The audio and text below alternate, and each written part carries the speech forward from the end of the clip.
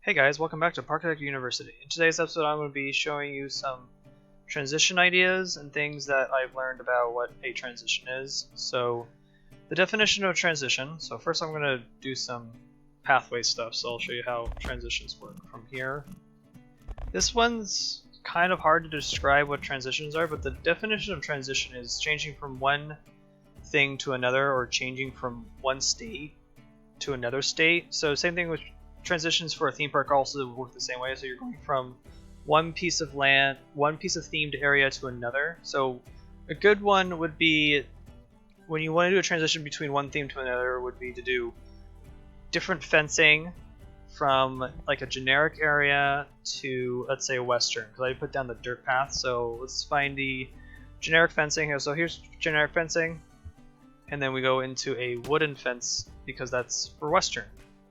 So there is a very very basic transition, and it's not like super elaborate, but we can make it more elaborate as we do some more little details. Like I would do this. So first let's make the ground sandy over here for the western area, and then I'd like to do rocks in between the lands. So we're gonna pick regular rock. Where's that color that I usually keep? Is it this one? Nope. This one. Okay. So I like to put them right here in the between rocks. Make it like a transition. So there is a transition in a way. We can also do that on this other side too. So it's kind of like an entrance, and it works this way. Most theme parks, if you walk around a theme park, either Disneyland, Knott's Berry Farm, SeaWorld, they all have transitions. The most common transition that you all see in theme parks is your theme park entrance. A theme park entrance basically is transitioning you from the real world to a made-up world of a theme park. So Disneyland has a very good prime example of going underneath the train tracks into the two tunnels onto the right or left of the Main Street station, and then that sends you into Main Street. And if you also notice during Main Street's transition actually down to the hub, Main Street's lamps change from electric to gas lamps as you go down toward the hub. So like for example over here, we have these regular classic looking lamps, and they're going to turn into western lamps. So there is a transition. So from one path type to another path type, that's a transition. Some other ways to do transitions I've seen, you can do rock arches or something, or some maybe a building here that will connect through a tunnel to here. You can do those type of transitions. Using trees and vegetation for a transition is probably the best way to go, because you can hide things and things like that. So let's see, let's use some of the trees. So let's say there's an oak tree here, here, here. Keep in mind this is very crude. If I was actually gonna like work on doing transitions, I would spend a little bit more time on stuff like that, but you can tell from here that there's a distinct transition between the two areas, even though this is like just a slice of a theme park. If you think about it, it's a very small slice. That's why when building transitions or different areas in the theme park, you want to make sure that they're very distinct from each other.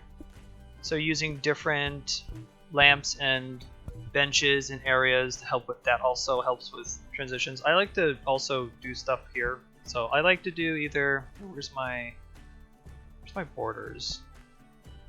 Here, we'll do this border with this color of the border. Also can help for transition. The other way I would like to do it would be the burial ground. I like using the burial ground the most because it looks like dirt. So let's just imagine that. Oh, that's really bright. I'm going to have to tone that down. That's okay. This is a test. So the dirt to do that. I did this in American Adventure. If you remember, like I think episode 9 or 10, I did this in some of the transition areas. But it's just a prime example of you can go from one to the other.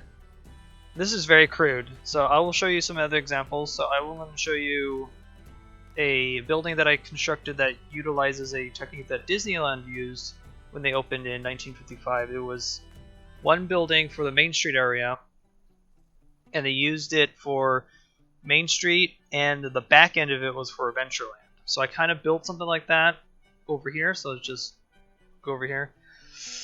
This is a good example of using the same building and then theming it to two different themes that are right next to each other. So just imagine that there's this land over here, this is fantasy land over here. So this part of the theme park needs to be themed to some type of cottage, village of some sort. So I built these little buildings and then did some trees, and then I needed to put up against the sci-fi area. So I did a transition of sci-fi.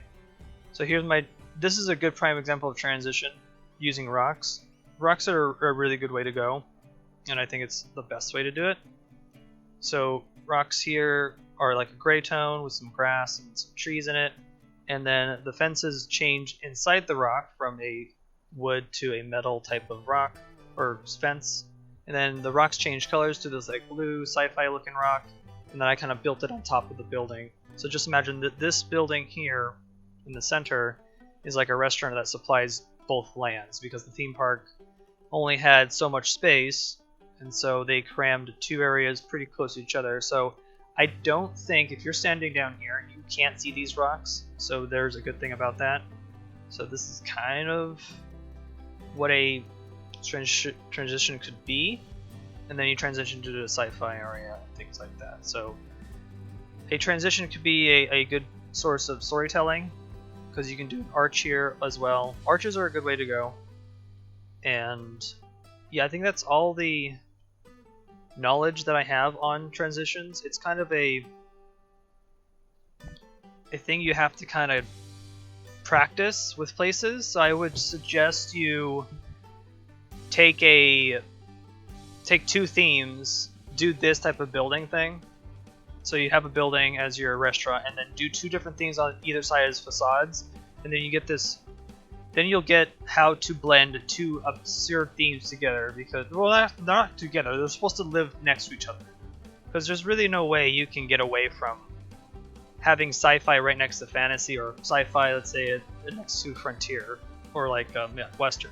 So you need to find ways to kind of make them blend together. But as the guest, you're walking through here, you might see this from a distance, which is fine. This kind of drags you into the land.